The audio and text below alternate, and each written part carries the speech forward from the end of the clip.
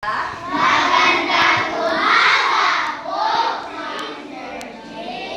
Magandang umaga sa lahat, mabuhay. So, bago tayo magsisimula, inaanyayahan ko ang lahat na tumayo para sa ating panalangin. Tayo ay manalangin. Panginoon, salamat sa araw na ito. Sana po ay katawarin niyo kami sa aming mga kasalanan at gabayan kami sa araw-araw. Amen. So, bago kayo umupo, ay may inihanda si teacher na energizer. At ang tono ng energizer natin ay saging-saging fruit salad ang tono. Maaari ba kayong makinig at pagmasdan si teacher? Ako muna ang sasayaw at pagkatapos ko ay sabay-sabay na tayo. Naiintindihan ba mga bata? Yes, po. Sige, magsisimula na si teacher. Samson, Samson, Samson, Samson, malakas, matapang, malakas, matapang, malakas, matapang, si Samson, si Samson. Okay. Sabay-sabay tayo mga bata. Isa, dalawa, tatlo. Samson, Samson, Samson, Samson, malakas, matapang, malakas, matapang, malakas, matapang, si Samson, si Samson. Bilisan natin! Samson, Samson, Samson, Samson, malakas, matapang, malakas, matapang, malakas, matapang, si Samson, si Samson. Masaya ba kayo mga bata? Ngayon, maaari na kayong umupo. Ngayong araw na ito ay may babasahin si teacher sa inyo na kwento at tula. At maaari bang makinig kayo mga bata?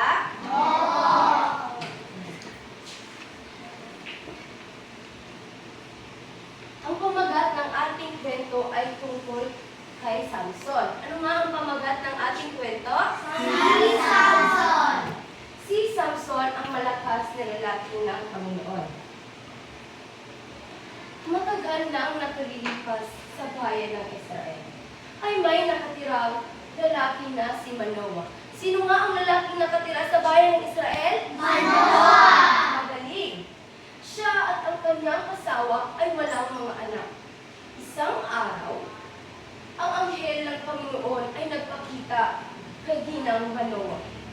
Manganganak ka ng sanggol ng pambihira, espesyal sinabi niya. Sinabi niya ito katakatakang balita sa kanyang asawa. At nanalangin si Manoah, O Panginoon ko, bumalik muli kayo sa amin. Turuan mo kami kung ano ang aming gagawin alang-alang sa sanggol. Sinabi ng anghel kay Manoah na ang bata ay huwag gugupitan ng buhok, huwag iinom ng alak, at huwag kakain ng mga pinagbabawal na pagkain. Ang mga tauhan ng Diyos ay talagang nangangailangan ng tulong. Iniwan nila ang Panginoon sa kanilang pamumuhay at tinalo sila ng kanilang mga kalaban, ang mga Pilistina. Ngunit, kung sila'y dadaing at mananalangin, sila ay pakikinggan ng Panginoon. Pinadala itong sanggol na maging pinakamalakas na lalaki sa buong mundo. Ngayon, ang babae ay nanganak ng sanggol na lalaki at pinangalan ng Samson. At ang bata ay lumaki at pinagpala siya ng Panginoon. Ang Espiritu ng Panginoon ay nangipisang kumilos sa kanya. Si Samson ay talagang malakas na lalaki. Isang araw, tinalaban niya ang isang leon ng kanyang mga kamay at pinatay ito. Mamaya, si Samson ay kumain ng pulot na galing sa katawan ng kubulo na nandyan sa loob ng bangkay ng leon. Gumawa siya ng bugtong. Sa mga ngain ay lumabas ang pagkain, at sa malakas ay lumabas ang katangisan. Walang nakahula sa Samson isang Pilistina. Ay sinabi ang kanyang mga kaibigan ang kahulugan. Si Samson ay lalong nagalit na ang mga Pilistinas ay binigay ang kanyang asawa sa matalik niyang kaibigan. Nagbalak siya na gumanti. Ngunit paano? Una, si Samson ay bumili ng 300 na zora. Pinagkabit-kabit niya ang mga buntot at nilagyan ng sigsig sa gitna ng pagitan ng bawat dalawang buntot at sinindihan. Pinakawala ni Samson ang mga zora sa tribuhan ng mga Pilistina. Ngayon, gusto rin ng mga Pilistinas na maghiganti. Si Samson ay nagpahuli, ginapos at binigay sa mga Pilistinas upang patayin. Ngunit, ang Espiritu ng Panginoon ay sumakanya. Nilaglag niya ang mga lubid, nakasampu ng mga panganapatay ng asno, at inunat ang kanyang mga kamay at pinatay ang 1,000 kalaban. Hinanap ng mga Pilistinas si Samson. Isang gabi, pinatibungan siya sa isang syudad at sinusian ang mga pasukan. Ngunit, si Samson ay tumakas, dala-dala ang pasukan ng syudad sa kanyang mga balikat. Ngunit, iniwanan ni Samson ang Diyos. Ang Diyos ay nagbigay sa kanya ng kalakasan hanggang siya ay sumusunod sa Diyos. Isang araw, si Samson ay binahagi ang lihim ng kanyang kalakasan kay Delilah, isang magandang espiya ng Pilistina. May handang lalaki na iniahit ang buhok ni Samson habang siya ay tulog. Inatake si Samson ng mga kawal ng Pilistinas. Sa silid-tulugan ni Delilah, lubaban si Samson ng malakas. Ngunit, ang kanyang lakas ay wala na. Ang mga kalaban ay inukit ang kanyang mga mata. Bulag at malunat. Si Samson ay naging alipin ng mga Pilisteo. Sila'y nagsitawanan at hinuya nila ang alagad ng Diyos. Ang mga Pilistinas ay nagkaroon ng pagdiriwang. Pinuri nila ang kanilang Diyos-Diyosan, Panginoon ng isda na dagon. Sino ang kanilang Diyos-Diyosan? Isda na dagon. Isda na dagon. Na nasa kanilang kamay si Samson. Nagsisiinuman at nagsaya sa templo ni Dagon.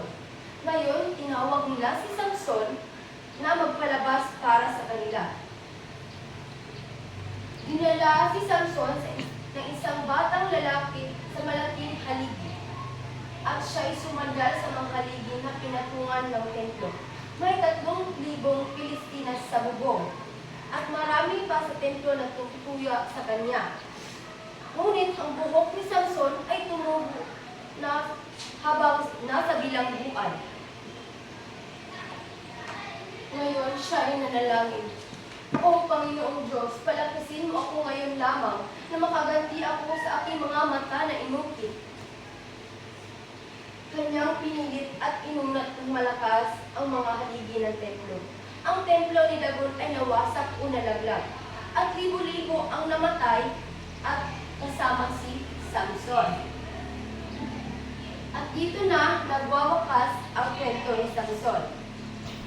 Marami nga talagang nagawang di kanais-nais si Samson, pagamat nabuhay siya sa isang marahas na panahon sa kasaysayan ng mundo. Makikita rin hindi niya napanghawakan ang mataas na pamantayang pinatiran sa kanya ng kanyang magulang sa pagpapalaki sa kanya. Ngunit, sa kabila ng mga pagkakamaling ito, hindi bumitaw ang Diyos sa kanya at dinala pa siya sa tagumpay sa bandang huli. At dahil tapos na ang ating kwento, ay dadago na naman tayo sa ating tula.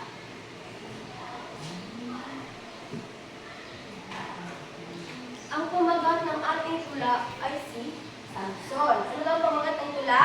Samson. Si Samson, bayani ng lakas at tapang, sa Diyos nagtiwala. Tapang ay walang hanggan.